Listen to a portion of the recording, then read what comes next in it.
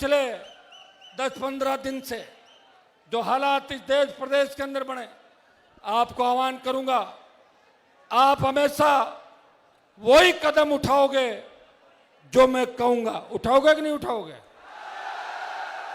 या मेरे से हटके अलग जाना चाहोगे? देखो, क्योंकि मैं जो लड़ रहा हूं वो लड़ाई आपके नाम की है सीधी। मेरे पे लोग परिवारवाद के आरोप लगाते हैं। ये छोटा भाई बैठा मेरा, जब खींवसर की जनता ने कहा कि चुनाव इसको लड़ाओ तो हम जिता देंगे, नहीं तो नहीं जिताएंगे, नहीं तो उसको वोट देंगे कांग्रेस वाले को, लड़ा दिया।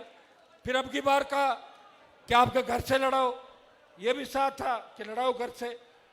एक नया प्रयोग होगा राजस्थान में कि राष्ट्रीय लोकतांत्रिक पार्टी पुरुष और महिला में कोई भेद नहीं करती, और कोई भी लड़ता। मैंने इस्तीफा दिया एमएलए का, मैं चाहता तो विधायक रह जाता, घर से एमपी बना लेता, अलायंस के अंदर था। लेकिन भाइयों, एक न एक दिन तो मुझे लड़ना ही था। मुझे इस खींवसर में इस अग्नि परीक्षा से गुजरना था कि कभी ऐसा वक्त आ जाए जब हनुमान के साथ सारे सामने हो जाए, तब क्या होगा। और उस अग्नि परीक्षा से गुजरा, उसमें सरकार के सामने हार गए मैं चुनाव।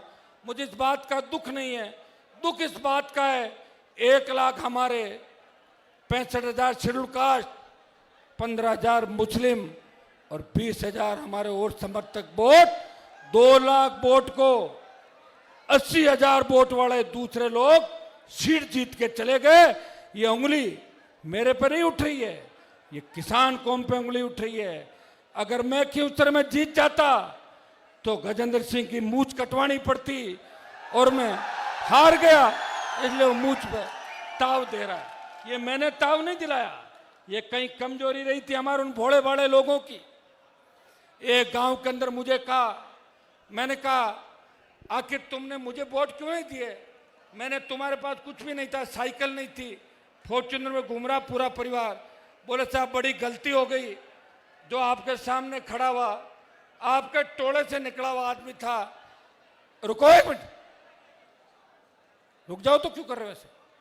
तो मैंने कहा उसमें आपने क्या अंतर देखा कि मेरे यहां से निकले हुए को वोट दे दिया कि साहब आप तो कम मिलते हो, जब कोई जानवरों का काम करना होता, गाय भैंस खराब हो जाती है तो वो ठीक कर देता है। अब बताओ, अब क्या मैं ये काम करूंगा?